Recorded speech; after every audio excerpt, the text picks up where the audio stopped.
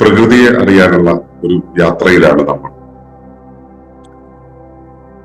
ആ അറിയാനുള്ള യാത്രയിൽ നമുക്ക് ജീവിതത്തിന്റെ പല പ്രതിസന്ധികളെയും അഭിമുഖീകരിക്കേണ്ടതുണ്ട്, തരണം ചെയ്യേണ്ടതുണ്ട്. അങ്ങനെ തരണം ചെയ്തു വരുമ്പോ നമുക്ക് പലപ്പോഴും നമ്മളെ ബാധിക്കുന്ന പ്രശ്നങ്ങൾക്ക് പരിഹാരം ഒരുപാട് ആലോചിച്ചു കൂട്ടി നമ്മൾ കണ്ടെത്താറുണ്ട്. ഒരുപാട് സാങ്കേതികമായ അന്വേഷണങ്ങൾ നമ്മൾ നടത്തേണ്ടി വരാറുണ്ട്. സങ്കേതങ്ങൾ ഉപയോഗിക്കേണ്ടി വരാറുണ്ട്, യുക്തിയെ ഉപയോഗിക്കേണ്ടി വരാറുണ്ട്, പലതരം നിർധരണികളെ, അതായത് ആൽഗരിതങ്ങളെ ഉപയോഗിക്കേണ്ടി വരാറുണ്ട്. സത്യത്തിൽ അങ്ങനെയാണോ വേണ്ടത്, അങ്ങനെ ചെയ്യേണ്ടതുണ്ടോ എന്നുള്ളതാണ് നമ്മൾ ഇന്നത്തെ വിഷയം. അതിനെക്കുറിച്ച് നമ്മളിവിടെ പറയുന്നത് ഈ വിധമാണ്.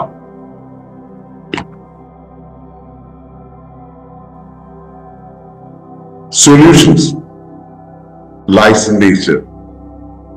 Let nature heal, restore and try. പരിഹാരം പ്രകൃതിയിലുണ്ട്. പ്രകൃതി ഒരു ജൈവസത്തയാണ്, അസ്തിത്വമാണ്. മനുഷ്യരുൾപ്പെടെ എല്ലാ ഘടകങ്ങളും അതിന്റെ സ്വയം ക്രമീകരണ സംവിധാനത്തിന്റെ ഭാഗമാണ്. പ്രകൃതിയുടെ സ്വതസിദ്ധമായ പാതയിൽ നിന്ന് സത്തയുടെ സ്വന്തം ശക്തിയാൽ ഉണ്ടാകുന്ന ഏത് വ്യതിയാനവും സത്തയെ അപ്രതീക്ഷിത വെല്ലുവിളികളിലേക്ക് നയിക്കും. എന്നിരുന്നാലും പ്രകൃതിയുടെ ലീനമായ പുനഃസ്ഥാപന ശേഷി അതിന്റെ തനതവസ്ഥയിലേക്ക് തിരിച്ചു കൊണ്ടുവരാൻ പ്രാപ്തമാണ്. ഇളക്കമില്ലാതെ സ്പർശിക്കപ്പെടാതെ നിലനിൽക്കുമ്പോൾ പ്രകൃതി സ്വയം സുഖപ്പെടുത്തുന്നു. അതിന്റെ ശുദ്ധമായ അവസ്ഥ പുനഃസ്ഥാപിക്കപ്പെടുന്നു. അതിനൊരു ബാഹ്യസത്തയുടെ സഹായം ആവശ്യമില്ല. ഏതൊരു വ്യവസ്ഥയിലും നാം കാണുന്ന വെല്ലുവിളികൾ നാം ആണ് ഉൾപ്പെടുത്തേണ്ടത് എന്നത് നമ്മൾ ഉപജ്ഞാനത്താൽ ഉണ്ടാകുന്ന ധാർഷ്ട്യമാണ്. മറിച്ച് നാം പ്രകൃതിയുടെ ജ്ഞാനത്തിന് അതിനെ വിട്ടുകൊടുക്കുമ്പോൾ പ്രശ്നങ്ങളെല്ലാം സ്വാഭാവികമായി പരിഹരിക്കപ്പെടും. അതായത് സർവ്വതിന്റെയും ആത്യന്തിക പരിഹാരം പ്രകൃതിയിൽ തന്നെയാണ്. അപ്പോ ഇതാണ് സൊല്യൂഷൻസ് ലൈസ് ഇൻ നേച്ചർ. പരിഹാരങ്ങൾ പ്രകൃതിയിലുണ്ട്. ഈ പ്രകൃതി എന്ന് പറയുന്ന ആ ഒരു സംവിധാനത്തെ നമ്മൾ സാധാരണ മനസ്സിലാക്കുന്നത് എനിക്ക് വേണ്ടുന്ന വിഭവങ്ങളെല്ലാം ഉണ്ടാകുന്ന ഒരു ഒരു ഒരു ചന്ത അല്ലെങ്കിൽ ഒരു കടയായി ഒക്കെയാണ്.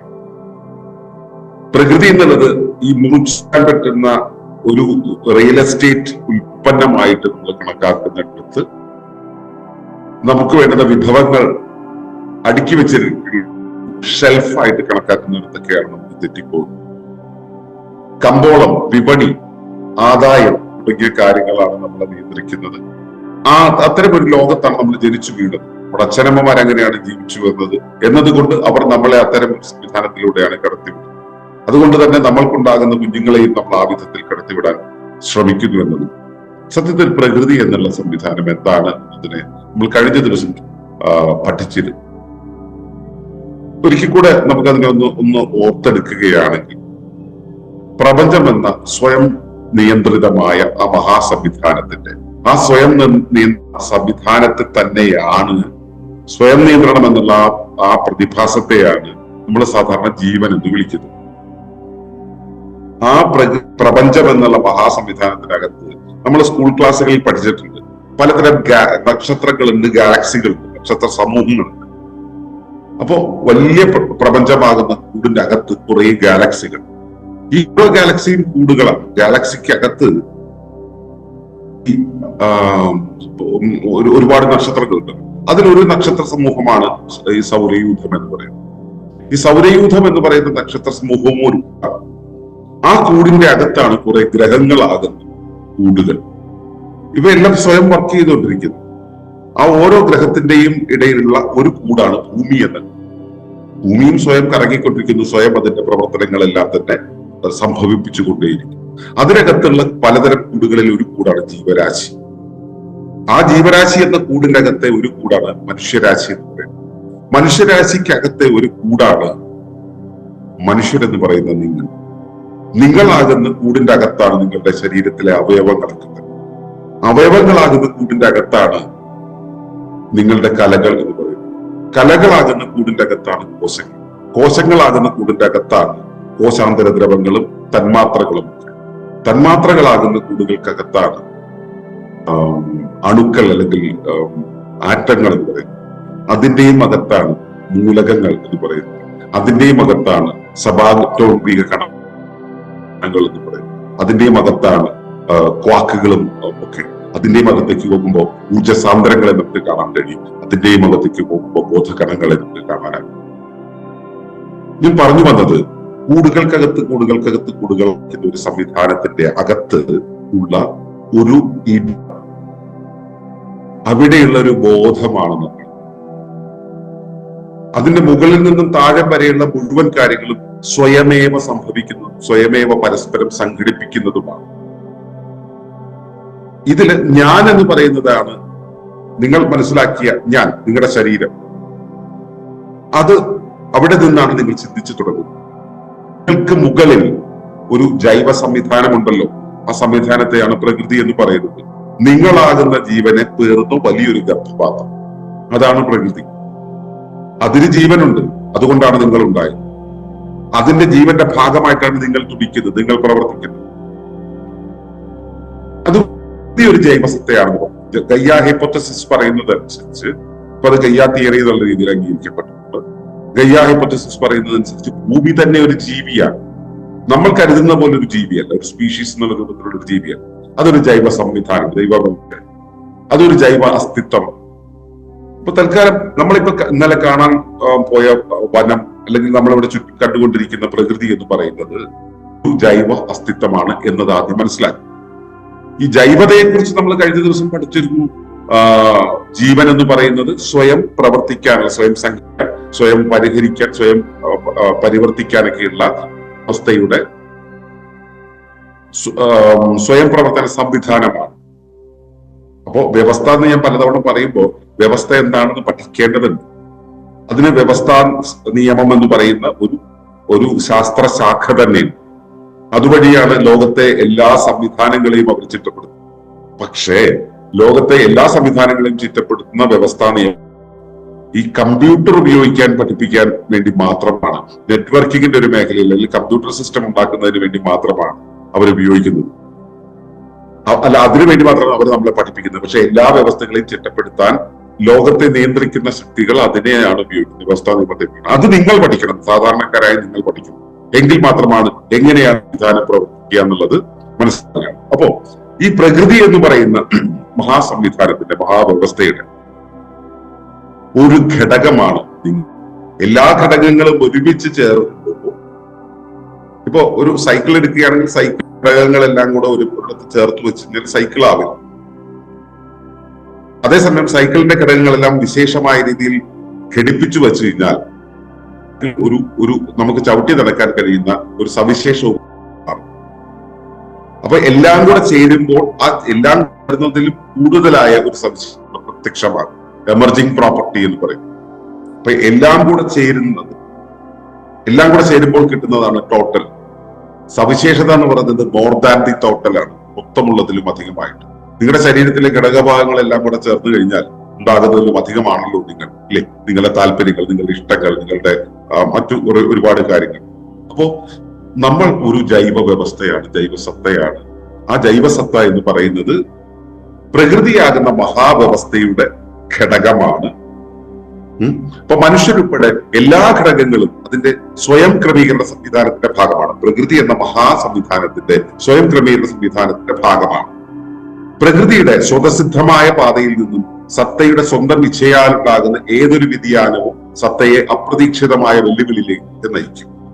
അല്ലെ? നിങ്ങൾക്ക് ഇച്ഛ തന്നിട്ടില്ലേ? നിങ്ങൾക്ക് ഇപ്പൊ തന്നെ ഇവിടെ വരണമെന്ന് തോന്നി, ഇവിടെ വന്നു.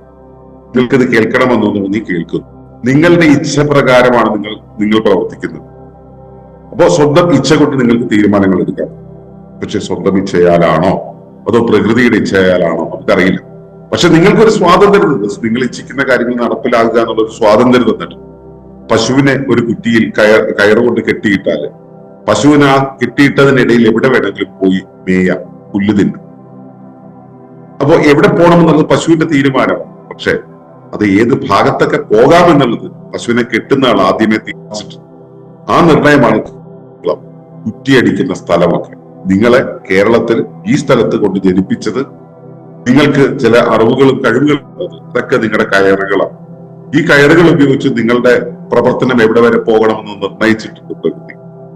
അപ്പോ ആ പ്രകൃതിയുടെ ആ നിർണയിച്ചു വെച്ചിട്ടുള്ള അവസ്ഥയുണ്ട്. ആ അവസ്ഥയിൽ എവിടെ പോകണമെന്നുള്ള ഇച്ഛയാണ്. ആ ഇച്ഛ മൂലം നിങ്ങൾ കയറ് പൊട്ടിക്കാനും കുറ്റി ഇളക്കാനും നോക്കിയാൽ പ്രകൃതിയുടെ സ്വതസിദ്ധമായ പാതയിൽ നിന്ന് വേർതിരിക്കുന്നു. പ്രകൃതി നിങ്ങൾക്ക് തന്നിട്ടുള്ളത്, ഇച്ഛ തന്നിട്ടുള്ളത് എവിടെ പോയി മേയണമെന്ന് തീരുമാനിക്കാനാണ്. പക്ഷെ അതിനു പകരം അത് കുറ്റി ഇളക്കാനും കയറ് പൊട്ടിക്കാനും നോക്കിയാൽ, എന്നുവെച്ചാൽ ആ കുറ്റി എന്ന് പറയുന്നത് ആധാരമാണ്. ആ ആധാരം ഗുരുത്വം, ആ ഗുരുത്വത്തിലേക്ക് ചേർന്ന് നിൽക്കുന്നത് ഒഴിവാക്കിയാൽ, നിങ്ങളുടെ പരിധികൾ നിർണയിച്ചു വെച്ചിട്ടുണ്ട്, അതാണ് കയറെന്ന് പറയുന്നത്. ആ പരിധികളെ ലംഘിച്ചാൽ സ്വാഭാവികമായിട്ടും നിങ്ങൾക്ക് വേണ്ടി ഒരുക്കി വെക്കാത്ത ഭൂമികയിലേക്ക് നിങ്ങൾ എത്തും. അങ്ങനെ എത്തിയാൽ അത് നിങ്ങൾക്ക് ജീവിതത്തിൽ ഒരുപാട് വെല്ലുവിളികൾ ഉണ്ടാക്കും. ഏതൊരു ഉപകരണം ഉണ്ടാക്കുന്നത് ഒരു പ്രത്യേക പർപ്പസിനാണ്. ആ പർപ്പസിനല്ലാതെ നമ്മൾ ആ കാര്യത്തെ വേറൊന്നിനും ഉപയോഗിച്ചാൽ അത് കേടുവരും. ഒരു കാറ് ഒരു പാടത്ത് ഉഴുവാനായിട്ട് ഉപയോഗിച്ചെങ്കിൽ കുറച്ച് സമയത്തിനുള്ളിൽ ട്രാക്ടറാണ് അതിന് വേണ്ടി ഉപയോഗിക്കുന്നത്. അതുപോലെ നമ്മുടെ ശരീരത്തെ, നമ്മുടെ ജീവിതത്തെ, ജീവനെ നമുക്ക് എന്താണോ പറഞ്ഞിട്ടുള്ളത് ആ കൽപ്പനയ്ക്ക് പുറത്തേക്ക് നമ്മൾ കൊണ്ടുപോയാൽ, കയറ് പൊട്ടി ഉറപ്പായിട്ടും ഒരുപാട് പ്രശ്നങ്ങൾ നമ്മൾ അഭിമുഖീകരിക്കേണ്ടി വരും. പക്ഷെ പ്രകൃതി ലീനമായ പുനഃസ്ഥാപന ശേഷി അതിന്റെ തനതവസ്ഥയിലേക്ക് തിരിച്ചു കൊണ്ടുവരുവാൻ അർത്ഥമാണ്. ലീനം എന്ന് വെച്ചാൽ അതിലായിരിക്കും. ഇന്നലെ പ്രജ്ഞ പറയുന്നു ലീനത എന്ന്.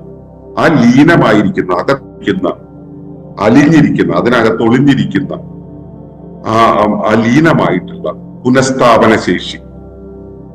എന്താണ് പുനഃസ്ഥാപന ശേഷി? റെസിലിയൻസ് എന്ന് പറയുന്ന പരിപാടിയാണ്. അപ്പൊ നിങ്ങൾ വൈകുന്നേരം ഉറങ്ങുന്നു, നിങ്ങളുടെ പകല് ഇന്നലെ ഒരുപാട് ദൂരം നടന്നു, ഒരുപാട് മല കയറി, ഇടങ്ങളിലൂടെ യാത്ര ചെയ്തു, തളർന്നുപോയി, ഉറങ്ങിക്കഴിഞ്ഞപ്പോൾ ശരീരത്തിന്റെ തേയ്മാനങ്ങളെല്ലാം പരിഹരിച്ച് അതുമൂലമുണ്ടാകുന്ന വെയർ ആൻഡ് ടയറിനെ മുഴുവൻ വിസർജിച്ച്, അതിന്റെ മാലിന്യങ്ങളെ മുഴുവൻ വിസർജിച്ച് ശരീരത്തെ ഊർജത്തെ സംഭരിച്ച് ഇവിടെ രാവിലെ ഇതാ ഊർജ്ജസ്വലമായി.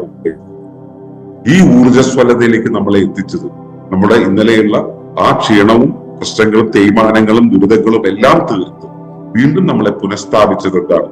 ശരീരത്തിന്റെ പുനഃസ്ഥാപന ശേഷിയാണ്. ശരീരം എന്നുള്ളത് ജൈവതയാണ്, പ്രകൃതി എന്നത് ജൈവതയാണ്. പ്രകൃതിയുടെ ജൈവതയാണ് നമ്മുടെ ശരീരത്തെ പുനഃസ്ഥാപിക്കാൻ സഹായിച്ചത്. നമ്മൾ ശ്വാസത്തെ എടുക്കുന്ന സമയത്ത് ഈ നമുക്ക് വേണ്ടുന്ന വായു ഇവിടെ നിന്നാണ് വരുന്നത്, പ്രകൃതിയിൽ നിന്നാണ്. നമുക്ക് വേണ്ടുന്ന എല്ലാ പ്രവർത്തനങ്ങളും അതിന്റെ പ്രതിഭാസങ്ങളും വരുന്നത് പ്രകൃതിയിൽ നിന്നാണ്. ആ പ്രകൃതി നമ്മളെ പുനഃസ്ഥാപിക്കാൻ സഹായിച്ചിട്ടുണ്ട്. അപ്പൊ അത് കേടുപാട് വന്നാലും അതിനെ പുനഃസ്ഥാപിക്കാൻ പ്രകൃതിക്ക് സാധ്യമാണ്. ആ ശേഷി, പുനഃസ്ഥാപന ശേഷി നമ്മളിൽ ലീനമായിരിക്കുന്നു. അതുകൊണ്ട് തന്നെ നമുക്ക് അതിനുള്ള കാര്യങ്ങൾ, മാറ്റങ്ങൾ വന്നു കഴിഞ്ഞാൽ സ്ഥാപിക്കാനുള്ള പ്രാപ്തിയും ഇളക്കങ്ങൾ ഇല്ലാതെ സ്പർശിക്കപ്പെടാതെ നിൽക്കും. പ്രകൃതി സ്വയം സുഖപ്പെടുത്തും. നമ്മൾ 2016 മറ്റോ ഉള്ള നൊബേൽ സമ്മാനം കിട്ടിയത് ഓട്ടോഫേഗി എന്ന് പറയുന്ന ഒരു പ്രതിഭാസത്തിനാണ്. ശരീരത്തിന്റെ പ്രതിഭാസം.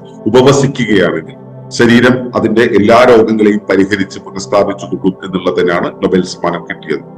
ഇത് നമ്മുടെ ശരീരത്തില്, നമ്മുടെ ജീവിതത്തില്, നമ്മുടെ പ്രകൃതിയില്, അല്ലെങ്കിൽ വയലിടത്തില്, അല്ലെങ്കിൽ കുടുംബ ബന്ധങ്ങളിൽ ഒക്കെ നമ്മൾ നോക്കിയാൽ നിരന്തരം പ്രവർത്തിപ്പിക്കുന്ന സമയത്ത് കേടുപാടുകൾ, തേയ്മാനങ്ങളും ഇളക്കങ്ങളും സംഭവിച്ചുകൊണ്ടേയിരിക്കും.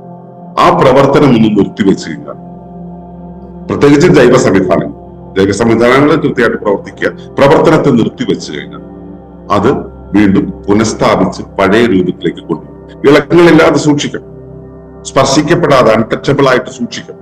അപ്പോൾ മാത്രമേ സാധിക്കുള്ളൂ. പക്ഷെ അത് ആ പഴയ അവസ്ഥയിലേക്ക് തിരികെ പുനഃസ്ഥാപനം എന്നുള്ള സാധിക്കും.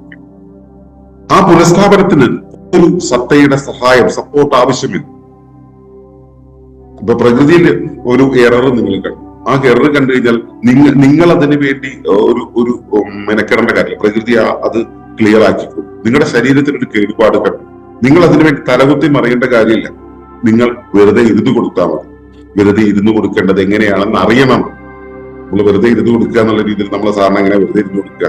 TV ഓൺ ചെയ്ത് കുറെ സ്നാക്സ് മുമ്പിൽ വെച്ച് തിന്നുകൊണ്ട് നമ്മൾ വെറുതെ ഇരിക്കും അല്ലെ? നമ്മൾ എൻഗേജ്ഡ് ആയിട്ടാണ് വെറുതെ ഇരിക്കുക. അങ്ങനെയല്ല, വെറുതെ ഇരിക്കുക അതിന്റെ ശരിയായ അർത്ഥത്തിൽ മനസ്സിലാക്കി ഒരു വാർത്തയുടെ ആവശ്യമില്ലാതെ തന്നെ സ്വയം ക്ലിയർ ചെയ്യുക എന്നുള്ള ഒരു ജൈവ സ്വഭാവത്തെ നമ്മൾ ആശ്രയിച്ചാൽ ഇത് പുനഃസ്ഥാപിക്കപ്പെടും. ഏതൊരു വ്യവസ്ഥയിലും വെല്ലുവിളികൾ നാമാണ് ക്രമപ്പെടുത്തേണ്ടത് എന്നത് നമ്മുടെ അല്പജ്ഞാന ധാർഷ്ട്യം മൂലമാണ് ഉണ്ടാവുന്നത്. ഞാനാണ് ഇതെല്ലാം ക്ലിയർ ചെയ്യുന്നത്, എല്ലാം ശരിയാക്കേണ്ടത് ഞാനാണെന്നുള്ള തോന്നുന്നു. പ്രകൃതി ഇതിനെ സ്വയം നിർദ്ധാരണം ചെയ്യും എന്നുള്ള ബോധ്യം നമുക്കുണ്ടെങ്കിൽ, അത് ബോധ്യം നമ്മുടെ പാഠപുസ്തകത്തിൽ നിന്ന് കിട്ടുന്നില്ല. ഇത് ഒരു കർഷകൻ പാഠപുസ്തകത്തിനെയും കൃഷി ഓഫീസറെയും പഠിച്ചിട്ട് കൃഷി ചെയ്യാൻ ഒരുക്കിയിട്ടുണ്ടെങ്കിൽ അവന് ഈ ജ്ഞാനം മനസ്സിലാവും. അവൻ മണ്ണിലിറങ്ങി പണിയെടുക്കുന്ന സമയത്ത് അവന്റെ നിരീക്ഷണങ്ങൾ കൊണ്ട്, അവന്റെ ഇൻഡിജിനിയസ് നോയിങ് എന്നുള്ള പ്രോസസ് കൊണ്ട്, അവന്റെ സ്പോണ്ടേനിയസ് ആയിട്ടുള്ള കോഗ്നീഷൻ ഉപയോഗിക്കുകയാണെങ്കിൽ അവന് സ്വാഭാവികമായിട്ട് ഈ കാര്യങ്ങൾ മനസ്സിലാവും. നിങ്ങൾ നിങ്ങളുടെ ബോധം കൊണ്ട് പ്രകൃതിയിലേക്ക് ഇടപെടുകയാണെങ്കിൽ പ്രകൃതിയിലെ സ്വാഭാവിക പ്രതിഭാസത്തെ മനസ്സിലാകും. അതേസമയം നിങ്ങൾ മറ്റൊന്നിനെ ആശ്രയിക്കണം, മറ്റൊരു ജ്ഞാനത്തെ, അപരജ്ഞാനത്തെ, അല്ലെങ്കിൽ ബാഹ്യജ്ഞാനത്തെ, ബാഹ്യ സഹായത്തെ, ബാഹ്യ സാങ്കേതികതയെ നിങ്ങൾ ആശ്രയിക്കുക. ധിഷണയെ, ഇപ്പൊ മനുഷ്യ ധിഷണയെ കുറിച്ച് നമുക്ക് ഭയങ്കര ധാർഷ്ട്യമുണ്ട്. ആ ധാർഷ്ട്യം ഉപയോഗിച്ചിട്ടുള്ള ധിഷണയെ ഉപയോഗിക്കുകയാണ്, മനുഷ്യനുണ്ടാക്കി വെച്ച വൈജ്ഞാനികത ഉപയോഗിക്കുകയാണെങ്കിൽ നമുക്കത് ബോധ്യമാവില്ല. പക്ഷെ ആ ധിഷണ ഉപയോഗിക്കുന്ന ആർക്കെങ്കിലും അത് ബോധ്യമായി എഴുതി വെച്ചാൽ നമ്മൾ അംഗീകരിക്കും. അതുകൊണ്ടാണ് ഇപ്പോ ഓട്ടോഫാജിയെ കുറിച്ച് നമ്മൾ കാലങ്ങളായിട്ട് നമ്മൾ പ്രാക്ടീസ് ചെയ്യുന്ന ഒരു കാര്യം, കാലങ്ങളായിട്ട് പറഞ്ഞുകൊണ്ടിരിക്കുന്ന ഒരു കാര്യം. പക്ഷെ 2016 നൊബേൽ സമ്മാനം കിട്ടിയപ്പോൾ ലോകം അത് അംഗീകരിച്ചു. അപ്പോ അംഗീകാരം കിട്ടുമ്പോഴേ നമ്മളത് അംഗീകരിക്കുന്നു എന്നുള്ളതാണ് രസം. അപ്പോ നമ്മളാണ് ഇതെല്ലാം ശരിയാക്കുന്നത് എന്നുള്ള വ്യവസ്ഥയ്ക്ക് വരും. പ്രകൃതിക്ക് ഇതെല്ലാം സ്വയം ചെയ്യാൻ കഴിയുമെന്ന കാര്യം നമ്മൾ മനസ്സിലാക്കുക. ഇത് പ്രകൃതി ജ്ഞാനത്തിന് നമ്മൾ വിട്ടുകൊടുത്താൽ മാത്രമേ നടക്കുള്ളൂ എന്ന് മനസ്സിലാക്കുക. പ്രകൃതിയുടെ ജ്ഞാനത്തിന്റെ ഒരു ചെറിയ ഭാഗം നമ്മൾ കണ്ടെത്തുന്നതോ അന്വേഷിക്കുന്നതോ കേൾക്കുന്നതോ ആയിട്ടുള്ള സർവജ്ഞാനം. അപ്പൊ നിങ്ങളിത് കേട്ടുകൊണ്ടിരിക്കുന്നത് പ്രകൃതിയുടെ ജ്ഞാനത്തിന്റെ ഒരു ഭാഗമാണ്. അപ്പൊ നമുക്ക് കിട്ടുന്ന എല്ലാം തന്നെ നമ്മുടെ ബുദ്ധി കൊണ്ടുണ്ടാക്കുന്നതാണെങ്കിലും ശരി, നമുക്ക് സ്വയം ബോധ്യപ്പെടുന്നതാണെങ്കിലും ശരി, ബോധം കൊണ്ട് സിദ്ധിക്കുന്നതാണെങ്കിലും ശരി, എല്ലാം പ്രകൃതിയുടെ ജ്ഞാനം. ആ പ്രകൃതിയുടെ ജ്ഞാനത്തിന് വിട്ടുകൊടുക്കുമ്പോൾ പ്രശ്നങ്ങളെല്ലാം സ്വാഭാവികമായി പരിഹരിക്കും. ഉറപ്പായിട്ടും അവിടെ നമ്മുടെ വിവേകം ഉപയോഗിക്കേണ്ടത് വേണ്ട രീതിയിൽ വേണം ചെയ്യാൻ. ഇതെല്ലാം നമ്മൾ കണ്ണുമടച്ചിട്ട് അങ്ങ് ചെയ്യുക എന്നുള്ളതല്ല ഈ പറയുന്നത്. നമ്മൾ മനസ്സിലാക്കേണ്ടത് സർവ്വതിനും ആത്യന്തിക പരിഹാരം പ്രകൃതിയിൽ തന്നെയാണ്. കാരണം പ്രകൃതിയാണ് ഇത്, പ്രകൃതിയാണ് ഈ സർവ്വം, പ്രകൃതിയാണ് ഈ സമഗ്ര സംവിധാനം. പ്രകൃതിയുടെ അകത്ത് അതിന്റെ നിയമങ്ങൾ ഉപയോഗിച്ചുകൊണ്ടാണ് നമ്മൾ സാങ്കേതികത ഉണ്ടാക്കിയത്, ശാസ്ത്രത്തെ ഉണ്ടാക്കിയത്, നമ്മുടെ ജീവിത സംസ്കാരത്തെ ഉണ്ടാക്കിയത്. നമ്മളിപ്പോഴും പലതരം ചിന്തകളിലൂടെ പോകുന്നത്, ജീവിത പ്രവർത്തനങ്ങളിലൂടെ പോകുന്നത് പ്രകൃതിയുടെ നിയമങ്ങളെ ആധാരമാക്കി മാത്രമാണ്. ഒരിക്കലും നമ്മൾ അതിനകത്ത് അതിലും ഉപരിയായ ഒരു കാര്യം ചെയ്യാൻ ശ്രമിച്ചിട്ട് കാര്യമില്ല, ചെയ്യാൻ കഴിയും. നമ്മൾ കൃത്രിമം എന്ന് കൃത്രിമം എന്ന് കരുതി ചെയ്യുന്ന മിക്കവാറും കാര്യങ്ങളും, എല്ലാ കാര്യങ്ങളും പ്രകൃതിയുടെ ആ വളപ്പിനകത്താണ് സംഭവിക്കുന്നത്. നമ്മൾ ആ പശുവിന്റെ കുറ്റി കെട്ടിയിട്ട് ആ കയറിന്റെ ഒരു പരിധി ഉണ്ട്, ആ പരിധിക്കകത്ത് ആണ് നമ്മൾ ചെയ്യുന്നത്. പോകാതിരിക്കാൻ ആയിട്ട് സൈസ് റൈറ്റ്നെസ് എന്നുള്ള പ്രതിഭാസം പ്രകൃതി ഒരുക്കിയിട്ടുണ്ട്. അപ്പോ പ്രകൃതിയുടെ പ്രതിഭാസങ്ങളെ പഠിക്കുകയാണെങ്കിൽ പ്രകൃതി ഈ സ്വയം നിർദ്ധാരണം ചെയ്യുന്നത്, സ്വയം എല്ലാ കാര്യങ്ങളെയും ശരിയാക്കി നമുക്ക് കാണാം. അപ്പോ പ്രശ്നങ്ങൾ എന്ന് പറയുന്നത് പ്രകൃതിയുടെ നിയമങ്ങളെ നമ്മൾ തെറ്റിക്കുന്ന സമയത്ത് സംഭവിക്കുന്നതാണെങ്കിൽ അതിനെ പാലിക്കാനായിട്ട് നമ്മളെ വിട്ടുകൊടുത്താൽ, പ്രകൃതിയുടെ ജ്ഞാനത്തിന് വിട്ടുകൊടുത്താൽ ഈ പരിഹാരം എന്നുള്ളത് പ്രകൃതിയിൽ നിന്ന് തന്നെ നമുക്ക് കണ്ടെത്താനാവും. നമ്മൾ കണ്ടെത്തേണ്ട പ്രകൃതി ഇത് പരിഹരിച്ചു പോകും. ചിലപ്പോൾ നമ്മൾ ഇതിനെ കണക്ട് ചെയ്യേണ്ട നമ്മുടെ വിവേകത്തെ ഉപയോഗിക്കേണ്ടി വരും. ആ വിവേകത്തെ ഉപയോഗിക്കാനാണ് നമ്മൾ ഇത്തരം പരിപാടികളിലൂടെ നമ്മൾ പഠിക്കുന്നത്, പരിശീലിക്കുന്നത്. അപ്പോ ആത്യന്തികമായി പറയാനുള്ള കാര്യം, സർവ്വതിന്റെയും ആത്യന്തിക പരിഹാരം പ്രകൃതിയിൽ തന്നെയാണ്. Solution lies in nature, let nature heal, restore. ഈ ബോധ്യത്തിലായിരിക്കാൻ നിങ്ങൾക്ക് കഴിയുമാറാകട്ടെ ജീവിതകാലം മുഴുവൻ എന്ന് പ്രാർത്ഥിച്ചുകൊണ്ട് നിർത്തുന്നു. നന്ദി, നമസ്കാരം.